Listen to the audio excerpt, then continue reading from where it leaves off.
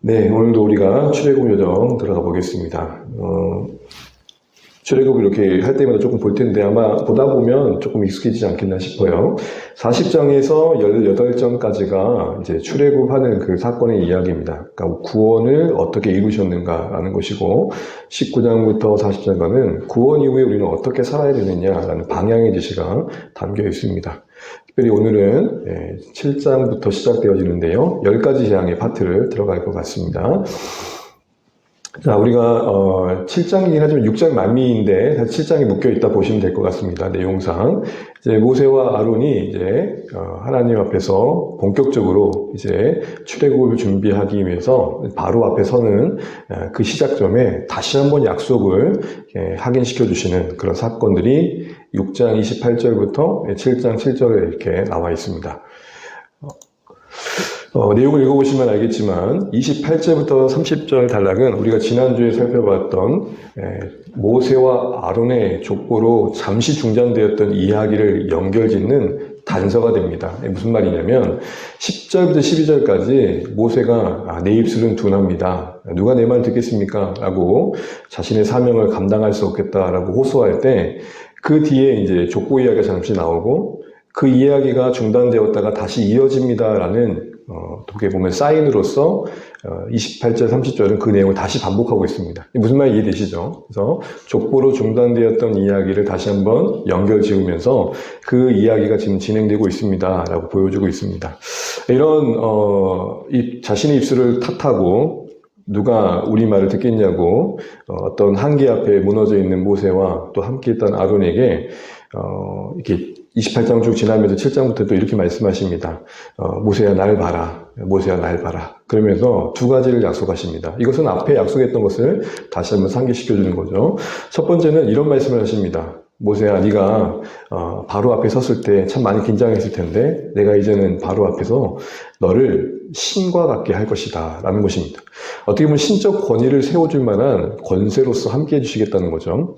이분 앞으로 이제 10장을 보시면 알겠지만 하나님께서 모세에게 말씀하시고 모세는 그것을 아론에게 전하며 아론은 모세가 말한 대로 행동합니다. 그게 결실을 맺습니다.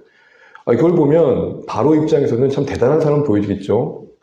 그런데 그 모든 걸 이루신 건 하나님이시잖아요. 그 배우고 계신 하나님이 보이지 않으시니 당연히 신적 존재로 비춰지는 것은 모세겠죠. 그래서 하나님께서 말씀대로 모세를 통해서 일하실 텐데 바로가 볼 때는 하나님이 보이지 않으니 마치 네가 신과 같이 여겨질 것이다. 이렇게 얘기하시면서 격려하고 계시는 겁니다. 다시 말해서 앞서서 네가 바로 앞에 대한 두려워했을 텐데 이제는 바로가 너를 두려워한 존재로 내가 만들어 줄 것이다. 이렇게 말씀하고 있는 겁니다. 두 번째는 아론이 너의 이제 대언자의 자리에 설 것이다. 네 입을 대신할 것이고 너는 그에게서 하나님과 같이 그 명령을 전하는 자리에 있을 것이다 라고 말씀하셨던 말을 다시 한번 상기시켜 주시고 그것을 기억하도록 돕고 있습니다. 여기서도 우리는 모세가 분명 홀로 지금 이 출애굽의 여정의 지도자로 서 있지 않고 아론과 함께 그 부족함을 채우고 함께 하고 있는 것들을 보게 됩니다. 우리 모두가 느끼겠지만 분명 믿음의 영역에 영웅은 있지만 항상 하나님의 나라 일은 그 영웅 홀로 한 적은 한 번도 없습니다. 무명의 그리스도인들이 있었고 보이지 않지만 신실하게 그 작자의 역할을 했던 그 신자들이 있었기 때문에 또 우리의 연약함을 도와줬던 조력자가 있었기 때문에 우리가 어떻게 보면 주님의 일들을 감당할 수 있었던 거죠. 저는 정말 그렇게 고백합니다. 정말 저의 사역의 여정에서도 하나님께서 함께 그때그때마다 동역할 수 있는 분들을 보내주시고 또 저의 못하는 부분 감당하는 분들과의 팀워크를 통해서 하나님께서 일해 가신다는 것들을 정말 경험해 가는 것 같습니다. 이것은 조금 더 확장해 본다면 모세 옆에 아론이 있다는 게 우리에게 뭘 말할까요? 모세의 필요는 말하는 게 부족하다는 거였습니다. 그거를 아론을 통해 채우시죠. 분명 하나님 앞에 우리의 결핍이 있고 부족함이 있는데 그게 우리를 때로는 짓누를 때가 있고 우리를 괴롭힐 때가 있습니다. 우리는 나 혼자 내가 다 많은 것들을 다 감당할 수 있는 능력이 있으면 좋겠다 생각을 하죠. 그러나 그럼에도 불구하고 아무리 뭔가를 잘해도 부족함이 있습니다. 기대하는 바는 하나님께서 참 세밀하게 그런 필요한 것들을 공급해 주시는 분이시란 걸 이 아론의 존재를 통해서 기대해 보게 되는 거죠. 모세 옆에 아론을 두셨다. 우리 인생에 아론을 하나님께서 보내주실 것을 생각해 보게 됩니다. 이어서 하나님께서는 모세에게 말씀하신 바를 너는 이제 형에게 전하고 아론은 모세가 말한 대로 바로에게 행동하는 이런 말씀을 하십니다. 그러면서 이제 내가 너희들을 통해서 이스라엘을 가나안 땅, 약속의 땅으로 꺼내어 보내는, 애굽에서 꺼내어 보내는 그 계획을 이룰 것이다. 이렇게 말씀하십니다. 어떻게 보면 소통의 큰 방향을 얘기하고 계시는 거죠.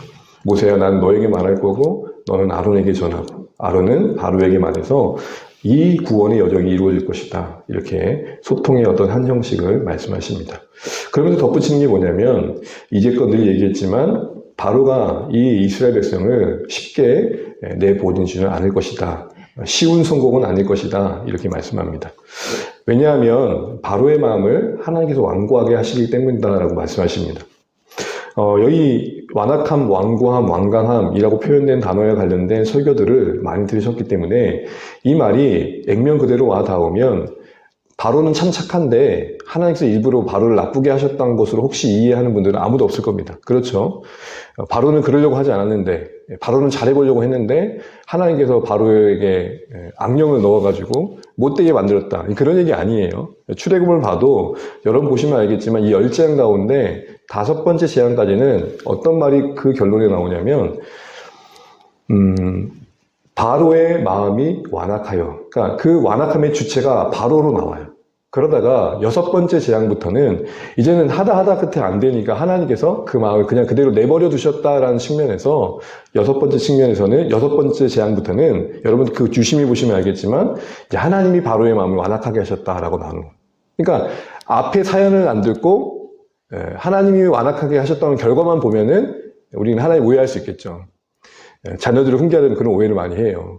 그런 일을 잘했던 애가 있어요, 우리 집에. 분명히 맞을 짓을 했는데 맞은 것만 얘기해요. 그런 애들 보면 여러분 어떠십니까? 순간 그 연기에 우리가 속아가지고 그래? 오빠가 그랬다고? 이렇게 말아버릴까? 그래가지고 이야기를 하면 분명히 먼저 뭐예요? 이유를 댄 거예요. 그게 무슨 말 아시겠죠? 바로가 충분히 하나님께서 기회를 주셨음에도 불구하고 돌이키지 않았다는 겁니다. 그게 완악함입니다. 그런데 하나님은 이런 완악함을 기회에 삼아서 오히려 더 큰 심판을 행하심으로 하나님께서 이 이스라엘 백성들, 그 자신의 백성들을 구원하시는 데 있어서 더 큰 영광을 나타내시겠다는 게 이 출애굽의 구조입니다. 바로의 감탁한 마음도 결국은 하나님의 뜻을 막지 못한다. 이걸 천명하시는 거죠. 그래서 그 큰 심판의 이 10재앙으로 이후에 이루어진 것도 우리가 보게 됩니다. 그리고 그것은 단순한 심판이 아니라 하나님 말씀하신 대로 자신이 누구신지를 드러내는 그런 과정이 됩니다. 이를 통해서 비로소 바로를 포함한 애굽 사람들이 하나님께서 여호와신지를 알게 될 것이라 말씀하시는 겁니다. 이것은 앞에서 여러분 우리가 5장에서 봤던 것처럼 모세가 바로 앞에 섰을 때 모세에 대한 바로의 첫 반응이 뭐였죠? 도대체 여호와가 누구길래 내가 그 말 들어야 돼? 라는 질문에 대해서 이제 너는 답을 듣게 될 것이다 라는 게 이후의 이적과 심판의 일들의 일련의 내용들입니다. 특별히 여러분 성경 보시면 7장 4절 5절에 나라는 일책이 엄청 반복됩니다. 결국은 모든 일의 주체가 모세를 통해 이루어지긴 하지만 실제 주체는 하나님심을 나타내시는 거죠. 그러면서 6장 7장 이제 본격적으로 10재앙을 통해서 이스라엘을 구원하는 여정의 본격적인 시작의 앞에서 이렇게 격려하시고 약속을 새롭게 하신 뒤에 결론적으로 가끔 이제 성경을 보다 보면 그 인물들을 객관적으로 보는 제3자의 관점에서 진술이 나오는데 그걸 보통 화자라고 그러죠. 화자. 이야기를 써가는 그 화자의 입장에서 6절 7절을 얘기하는데 어떻게 모세와 아론을 평가하냐면 결국 하나님의 말씀에 순종해서 명령하신 것을 그대로 행했다라고 평가받습니다. 우리가 알고 있는 모세와 아론은 사실은 버티다가 결국은 지금 이 자리까지 있는 거잖아요. 결국은 이런 결론적인 선언은 하나님께서 승리하셨다는 겁니다. 저는요, 우리 모두가 이런 하나님의 승리를 보게 될 것을 믿습니다. 여러분, 우리 호흡이 닿는 그날에 여러분이 하나님보다 크지 않았다는 걸 알게 될 겁니다. 야, 하나님 결국 나를 바꾸시는군요.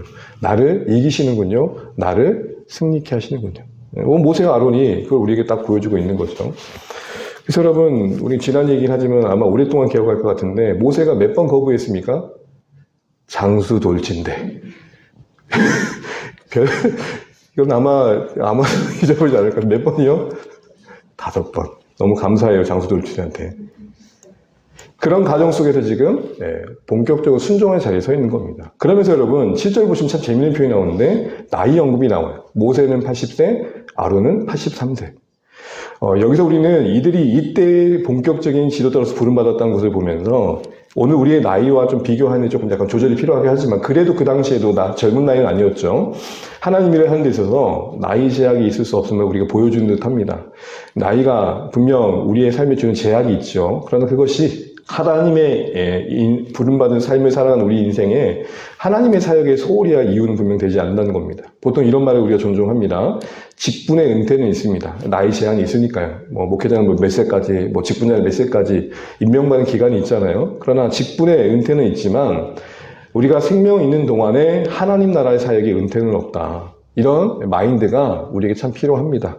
물론 젊었을 때처럼 힘있게 뭔가를 할 수는 없겠지만 그때 그 상황 속에서 우리가 할 수 있는 일이 있는 거죠. 그래서 저는 이렇게 정리하고 싶습니다. 부르시는 날까지 부르심을 따라 성실함으로. 지금 너 뭐 하고 있니가 중요한 게 아니라 거기서 너는 어떤 존재로 살아내고 있니? 이게 더 중요하겠다 싶은 거죠. 자, 이제 본격적으로 10장의 시작이 되는데 어떻게 보면은 첫 이적으로서 10장의 첫 재앙은 아니지만 어떻게 보면 인트로 개념으로 첫 이적으로서 이제 뱀 이야기가 나오죠. 하나님께서 모세와 아론에게 먼저 이렇게 말씀합니다. 바로가 분명 너희에게 이적을 보이라고 할 것이다. 여러분 그때 이적은 뭐냐면 신이 너를 보낸 그 증거를 대라는 겁니다. 한마디로 신의 능력을 보여주는 징표를 너희들이 신이 보낸 자로서의 어떻게 보면 근거가 될 만한 능력을 보여달라고 할 것이다 라는 것이죠. 그때 뭐 하라고 하십니까? 모세야, 내가 예전에 너한테 한번 해보라고 한 거 있었지? 지팡이 던져. 이렇게 말씀하는 거고 뱀이 되는 것을 그 능력으로 삼으실 거다 얘기합니다. 하나님께서는 바로가 이적을 요구할 것을 알고 계셨고 지팡이가 뱀이 되게 하는 그 능력으로 징표를 삼아 모세와 아론이 하나님께서 보내신 자임을 나타내시겠다는 겁니다. 근데 여러분 이거 조금 더 성경을 연구할 도움이 되는 자료를 봐야겠지만 앞에서 여러분 그 별이 5개 중에 이 소명에 대해서 거부할 때 모세에게 지팡이를 던져보려 할 때 뱀으로 바뀌는 사건 한 번 있었잖아요. 이거 보여주면 믿을 거야 했잖아요. 근데 그때 뱀하고 지금 바로 앞에서 보여준 뱀이 달라요. 그러니까 뱀도 여러 종류의 뱀이 있잖아요. 쬐까만 뱀이 있고 큰 뱀이 있는 것처럼 지금 이 바로 앞에 보여준 뱀은 큰 뱀이에요. 근데 이 큰 뱀 어디서는 큰 뱀으로 표현한 이 단어, 이 탕린이라는 단어는 어떤 단어로 대칭이 되냐면 혼돈이라고 됩니다. 혼돈. 큰 악어, 큰 뱀, 이런 바다에서 나오는 큰 생물들은 항상 혼돈을 상징합니다. 그러니 바로에게 이 큰 뱀이 지팡이가 큰 뱀이 바뀐 이 상징적인 사건은 뭘 징표하는 겁니까? 혼돈을 상징하는 짐승을 보여줌으로써 앞으로 애굽의 이 무시무시한 혼돈이 이적과 그 재앙으로 인해서 임하게 될 것을 어떻게 보면 보여주고 있다는 것이죠. 하나님의 명령을 받은 대로 모세와 아론은 곧바로 순종해서 갑니다. 지팡이를 던집니다. 그게 뱀이 됩니다. 우리 출애굽기 7장 10절 같이 한번 읽어보겠습니다. 시작. 모세와 아론이 바로에게 가서 여호와께서 명령하신 대로 행하여 아론이 바로와 그의 신하 앞에 지팡이를 던지니 뱀이 된지라. 아멘. 이걸 본 바로는 애굽의 요술사들, 마술사들이죠. 현자들. 여러분 이제 당시의 마술사들은 되게 학자들이었습니다. 불러놓고 그들도 똑같이 모세와 아론이 했던 것들을 하게 합니다. 그들도 지팡이를 던지니까 뱀이 돼요. 근데 여러분 거기에 그런 표현이 나와요. 요술사들과 현자들이 그들의 요술로. 그러니까 여러분 모세와 아론은 치키치키 차카차카 이런 거 안 했잖아요. 그냥 뭐만 했어요? 지팡이만 던졌어요. 근데 지금 이들은 뭔가 기묘하게 했다는 거예요. 여러분 맛을 보면은 현란한 움직임을 하잖아요. 근데 그거 맛을 다 진짜 보면 대단해 보이지만 다 뭐예요? 다 속임수잖아요. 그 맛을 하다 보면 진짜 바보가 될 때가 많잖아요. 느낌이 완전 눈앞에서 막 코베인 그런 느낌을 받고 바로 그런 뉘앙스입니다. 그래서 이걸 여러 가지로 요즘도 학자들이 나누기는 이게 진짜 초자연적 증상이냐, 지금도 어떻게 보면 사탄이 이런 일들이 일으키니까요, 아니면 진짜 속임수냐라고 하고 있지만 좀 눈속임으로 봐도 될 만한 문제라고 생각합니다. 어쨌든 결론은 뭐냐, 아론의 지팡이가 만든 뱀은 그 요술사들이 만든 지팡이가 만든 뱀을 뭐 해버렸어요? 삼켜버렸던. 누가 세다는 거예요? 참 이거 유치한 말인데 누가 센 거예요? 네? 하나님이 강하시다. 이미 이제 어떻게 보면 첫 대전에서 승부를 본 거죠. 더 이상 무슨 필요가 하겠습니까, 말이. 하지만 바로는 그걸 보고도 어때요? 마음이 완악해져요.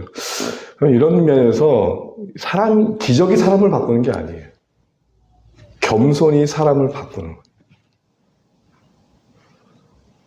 뭘 보여주면 그럴듯할 것 같지만 아니, 절대 그렇지 않더라고요. 사람을 바꾸는 건 겸손의 은혜예요.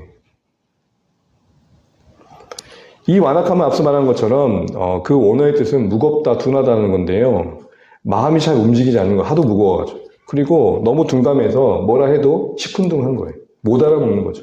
그 교만의 상태가 완악함입니다. 근데 이 바로가 완악하여 그들의 말을 듣지 않았다라는 끝에 13절은 뭐라고 되어 있냐면 이는 여호와의 말씀과 같더라. 무슨 말이에요? 하나님께서 늘 말씀하신 것처럼 예상대로 바로는 완악함을 보였다는 거죠. 근데 중요한 건 이거예요. 이제 앞으로도 확인하시겠지만 모세와 아론은 바로의 이런 반응이 흔들리지 않아요. 5장에서 그들이 보였던 모습과 전혀 달라요. 뭔가 발전했어요. 바로는 완악한 마음이 더해져 갑니다. 그런데 모세와 아론은 점점 그 재앙의 기적이 더해갈수록 믿음이 자라갑니다. 사랑하는 주안의 가족 여러분, 교회마다 여러 사역들을 하고요. 여러 일들을 합니다. 우리가 주님 안에서 여러 일들을 또 진행시켜 가고요. 근데 어떤 사역을 해갈 때 되게 중요한 것은 그 가정 속에 우리가 자라가는 게 아닐까 싶습니다. 소진되는 게 아니라 믿음이 자라고 섬김이 자라가고. 한 가지 묵상해 볼 것은 이 모세와 아론이 바로 앞에서 이적을 해가는 과정을 보면 이건 이제 앞으로 10재앙에도 반복될 이야기이기 때문에 여기서 한번 꺼내 봅니다. 구조적으로 반복되는 공통점이 있는데 그 첫 번째는 하나님께서 말씀하십니다. 이걸로 시작해요. 여러분 10재앙 다 보세요. 뭐로 시작하느냐? 여호와께서 말씀하시되. 여호와께서 말씀하시되. 그리고 중간에 언제나 뭐가 나타나느냐? 모세와 아론이 명령하신 대로. 이 두 구조 속에 10재앙이 실현되어져 가는 겁니다. 하나님은 모세와 아론에게 구체적으로 말씀으로 지시하시고 모세와 아론은 그대로 순종하면 이루어졌던 일들입니다.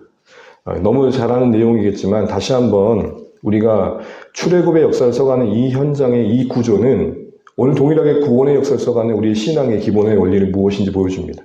듣고 행하는 겁니다. 행함이 중요하지만 항상 우리는 들어야 됩니다. 왜냐하면 발음보다 중요한 건 발음이니까요. 발음이 중요해요. 제가 발음이 늘 세가지고 힘들었던 게 그 발음이 아니에요. 발음보다 중요한 건 뭐예요? 발음이. 들음은 그 자체로 지극히 수동적이지만 신앙적인 관점에서는 지극히 적극적인 힘이에요. 사랑하는 사람을 기다리는 어떤 한 사람이 서 있지만 그는 그 누구보다 마음이 뜨거워요. 그걸 누가 수동적이라고 하겠어요? 우리의 예배는 정적이지만 마음은 겁나 뜨거우셔야 돼요. 하나님 말씀해 주세요. 하나님 내가 뭘 할까요? 근데 몸도 정적인데 마음도 정적이에요. 우리의 신앙은 하나님의 말씀에 기초하고 있는지 그 시작이 말씀인지 또 그 근거가 말씀인지 늘 돌아봐야 됩니다. 우리 예배가 습관적인 거, 우리 신앙이 습관적이라면 결국 들음과 행함의 이 구조가 무너진 거죠. 자, 세 번째 사건을 보면 여러분 이게 뭔 얘기일까요? 나의 강이 뭐로 바뀌어요? 예, 피로 바뀌죠. 이거 보세요. 여러분 제 물도 피로 바뀌었어요. 보이세요? 내가 놀랬어요. 이거 누가 탓이었는지 모르겠는데 어찌 오늘 피가 나올 줄 아시고 한 잔 마시겠습니다.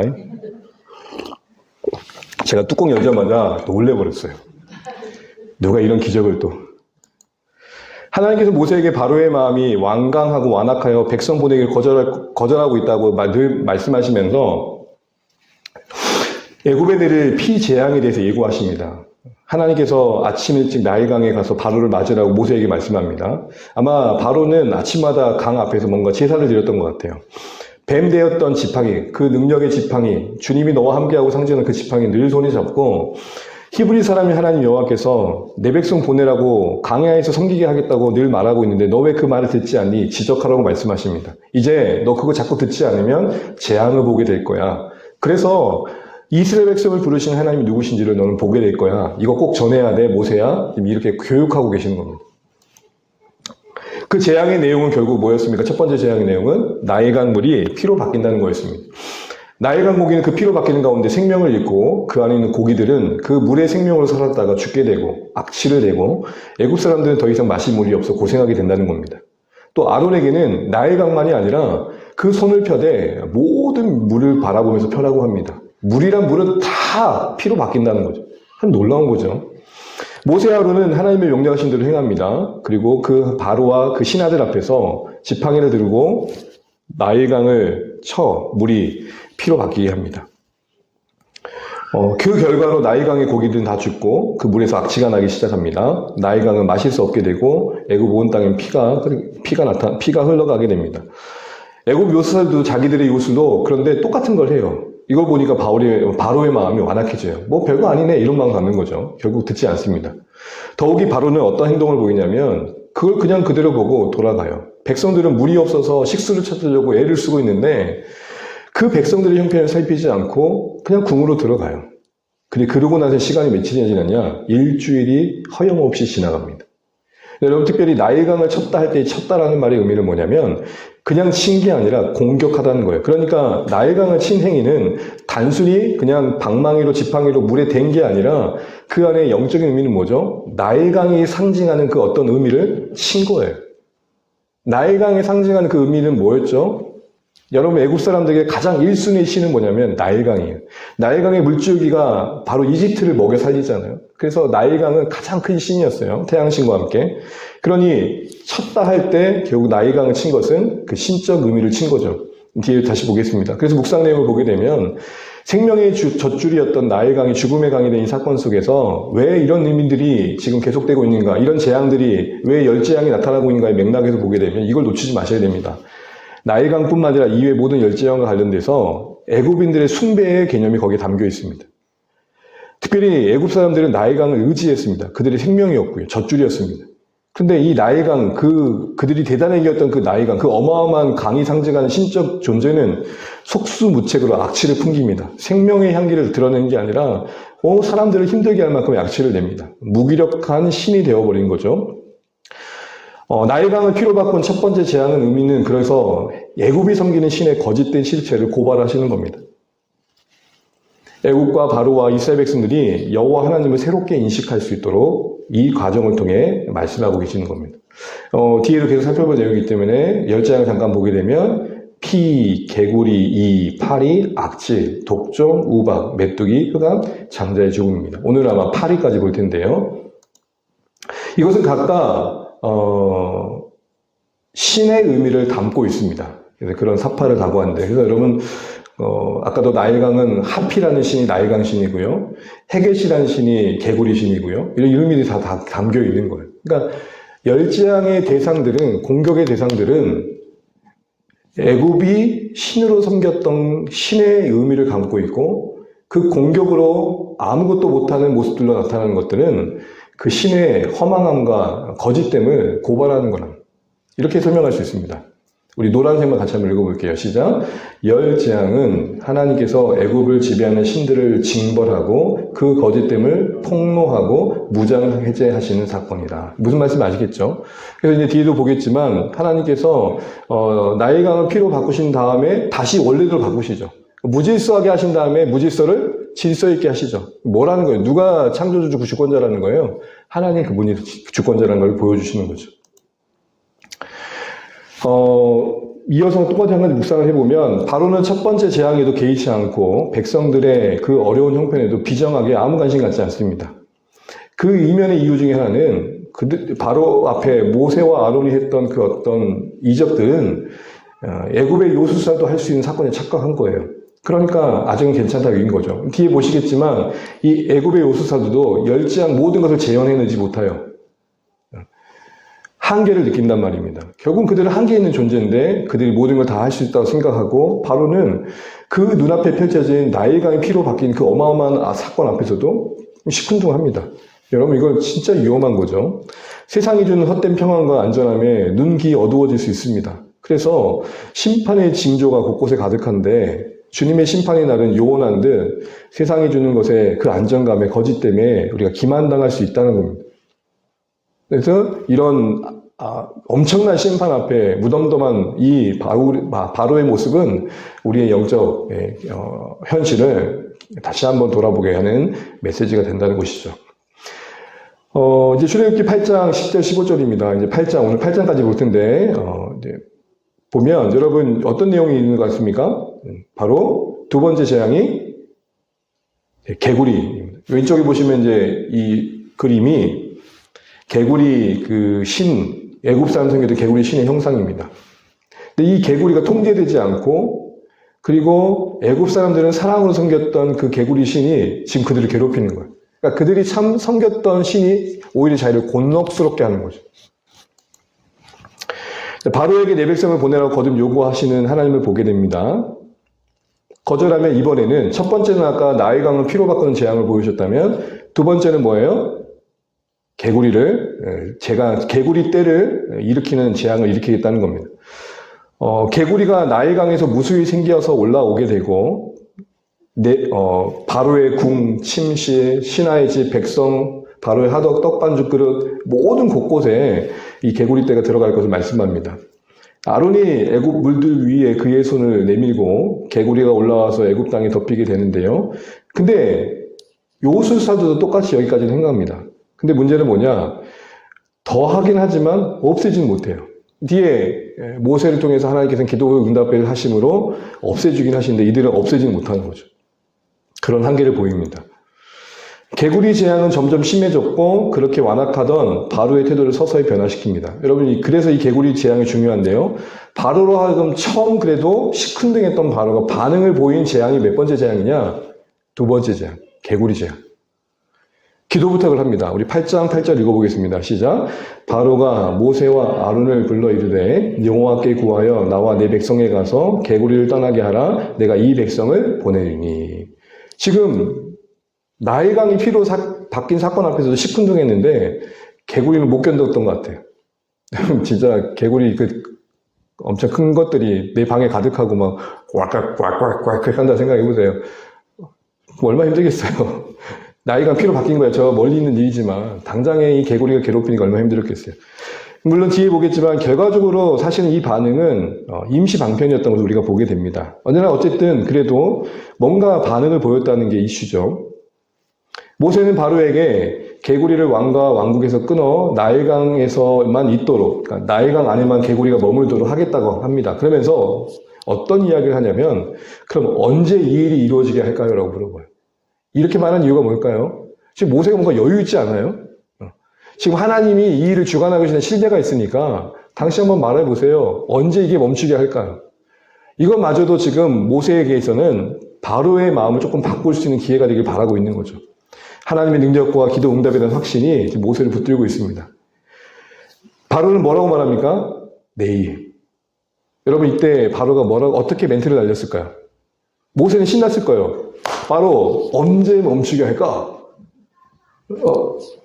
네. 바로는 어떻게 보냈을까요? 네. 무슨 분인지 알겠죠? 제 연기력이 좀 안 받쳐지나요? 뭔가 지금 탐탁지 않은, 지금 자기가 절대 신인데 쪽팔린 이런 상황에 처해 있는 겁니다. 왜냐하면 자기가 신이면 지금 눈앞에 있는 개구리 다 거둬야 되는데 그것부터 못하고 있잖아요. 왕의 말씀대로 하여 왕에게 우리 하나님 여호와 같은 이가 없는 줄 알게 하겠습니다. 당당하게 모세는 말하면서 개구리는 반드시 나일강에만 머물 거라고 말합니다. 그리고 실질적으로 모세의 이 기도에 하나님께서는 그대로 들어주십니다. 근데 그 결과가 뭐였냐면 이 곳곳에 죽었던 개구리들을 이제 모으게 되겠죠. 그러니까 악취가 동네에 가득한 거예요. 특별히 이 개구리는 어떤 신으로 외국 사람들이 섬겼냐면 다산의 신.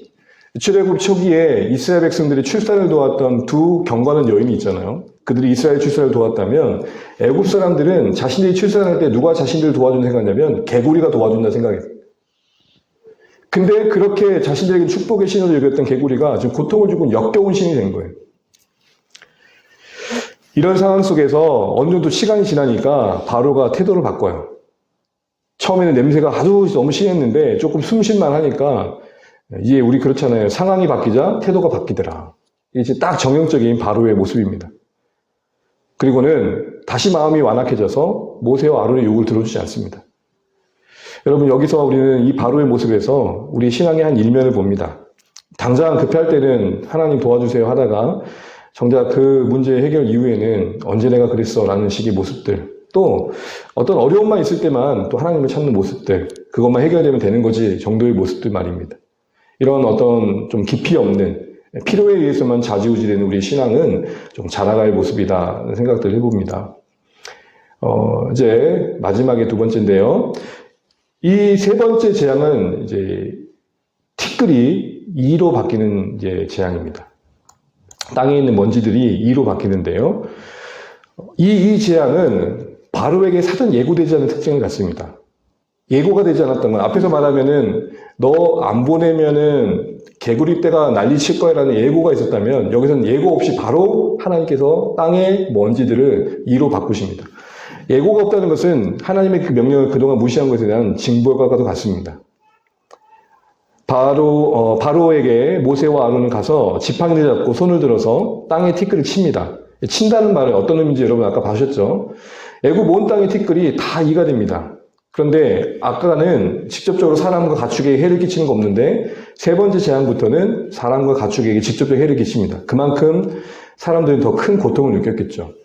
이번에도 요술사들이 해보려고 하는데 여러분 이제 세 번째 재앙부터는 이들이 못 따라합니다. 그래서 뭐라고 인정하느냐?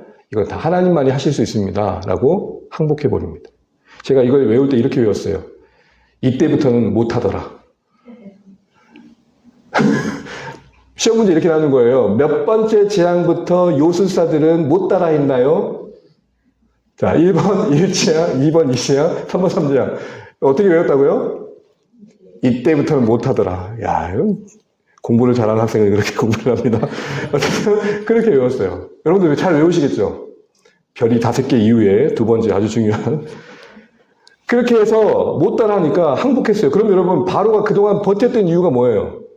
요술사들이 해냈거든요.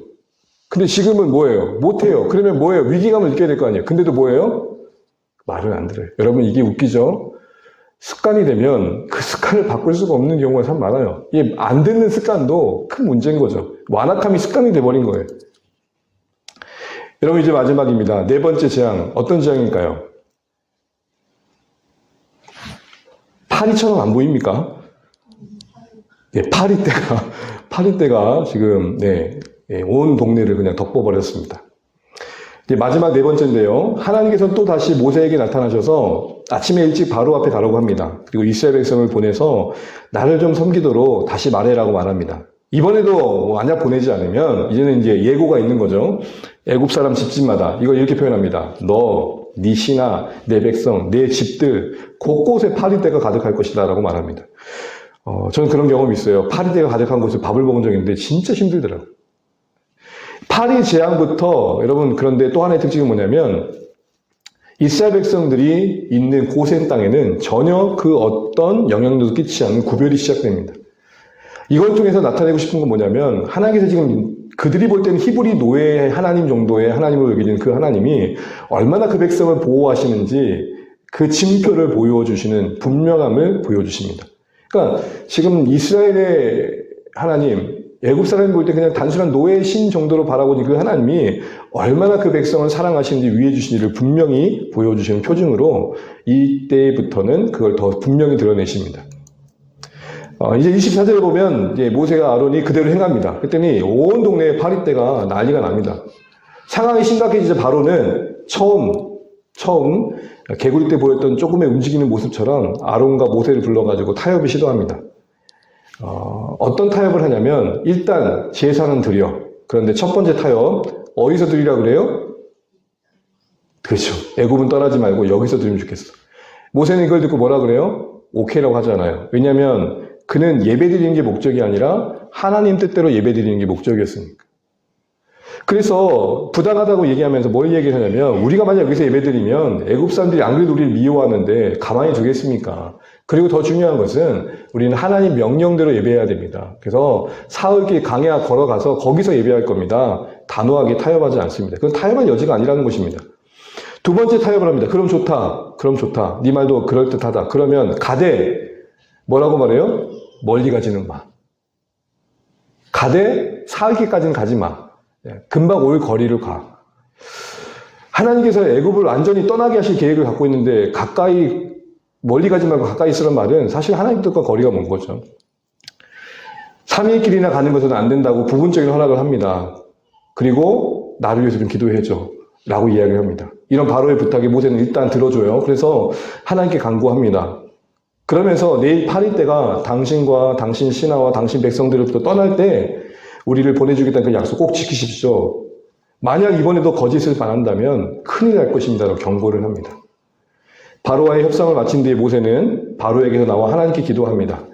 계속해서 모세의 기도를 하나님께서 그대로 들어주십니다. 근데 여러분 성경 표현이 참 재미있는 게 8일 때가 없어졌다라고 하지 않고 굳이 뭐라고 표현해요? 하나도 남지 아니할 때. 왜 그랬을까요? 이거는 이전에 온 땅이 파리대로 덮였던 거 분명히 대조되는 겁니다. 그런데 그 조그만한 파리, 이 미물들이 한 마리도 없다? 그 미물조차도 하나님의 명령에 일사불란하게 움직이는 것을 보여줘 버린 거예요. 그러니까 여기 한 10마리 남아있으면 에이, 좀 남았네 정도 있지만 아예 한 마리도 찾을 수 없다? 그럼 거기서 우리 뭘 느껴요? 파리가 은혜가 되는 거예요. 야, 파리를 통해 은혜 받는 거예요. 하나님, 파리마저도 움직이시는 거예요. 그리고 또 우울해지는 거예요. 저 쬐깐한 파리도 움직이는데 저는 아직도 고집을 부리고 있어요, 주님. 이런 미물의 온전한 명령에 반응하는 모습을 통해 하나님도 우리에게 말씀하시는 거죠. 그런데 바로는 이때도 그 마음의 완악함을 포기하지 못합니다. 그리고 계속되는 재앙을 자초합니다. 여러분 이제 마지막입니다. 바로는 상황이 심각해졌을 때 타협을 제시하죠. 제사 드려. 근데 애굽을 떠나지 마. 아니야, 그거 아니라고 말해요. 그럼 좋아. 멀리 가지는 마. 뭔가 자꾸 타협을 하면서 이스라엘 백성을 붙들어 두려고 합니다. 여러분 누구 닮은 것 같지 않습니까? 네. 우리의 신앙의 여정을 늘 끊임없이 괴롭히고 주저앉게 하고 이렇게 말해요. 아유, 교회 가는 것까지 막지 않을게. 그래, 너무 열심히 내지 마. 그렇게까지 한다고 누가 너 믿음 없다고 말하지 않아. 왜 굳이 그렇게까지 해? 아유, 수요일날 산책 갈 필요 없어. 왜 자꾸 가? 산책 가지 말고 뒷동산 산책이나 가. 어쨌든 힘들면 떡이 있고 고기가 감하고 있는 애국 가까이 있으면 되니까 너무 멀리 가지 마. 이렇게 말해요. 여러분, 진짜 하나님은 떠남을 먼저 전제하고 예배를 말하고 있는데 어중간한 위치에서 예배하기를 우리는 타협선에서 예배할 때가 있다는 거예요. 그렇다고 누가 너 믿음 없다고 말하지 않는 말에 순응해요. 굳이 그렇게 힘들게 사냐고 말하는 것에 순응한다고요. 근데 여러분 그거 아세요? 그게 말씀의 본의를 왜곡한 것이고 신앙과 삶을 분리시켜가는 첫 걸음이 되는 겁니다. 어중간한 게 오히려 더 하나님께서 우리에게 합당하지 않을 때가 많다는 겁니다. 가라고 하시는 곳까지 가야 됩니다. 그곳이 강해라면 거기까지 가야 됩니다. 아주 멀리 떠나려면 떠나야 되는데 적당히 떠난 시점에서 자꾸 머물려고 하는 것은 하나님께서 우리에게 주고자 하시는 더 큰 복을 우리가 외면하는 겁니다. 그래서 여러분 마지막으로 이런 묵상을 해봅니다. 진리를 따라 사는 삶에 포기가 요구되어질 때 포기하되 어중간하게 포기하지 말고 때론 기꺼이 포기할 수 있는 우리 되었으면 좋겠고 또 모든 걸 잃어도 지켜야 할 것을 지킬 수 있는 분명한 기준이 있는 우리 신앙이 되시면 좋겠습니다. 항상 사탄은 아주 나쁜 걸로 우리에게 다가오지 않습니다. 누가 그런 멋진 말을 하더라고요. 사탄은 차선으로 최선을 뺏는다. 1차선, 2차선 말하는 거 아닌 거 알죠? 나름 이게 나한테는 최선이라는 그 최선으로 하나님 앞에 온전히 우리를 드릴 수 있는 삶의 선택들을 앗아가더라. 여러분, 우리를 사랑하신 하나님의 사랑, 또 우리가 고백하는 그 하나님, 그리 쪼잔하신 분 아니시잖아요. 우리에게 다 주시는 그 하나님 앞에 우리 너무 계산하지 않고 우리가 받은 게 다 주께로 말미암았음을 고백하면서 떠나라 하면 하나님께서 원하신 곳까지 갈 수 있는 순종이 우리의 삶이 되시는, 우리 모두 되시는 또 오늘 말씀 되시기를 주님을 축복합니다.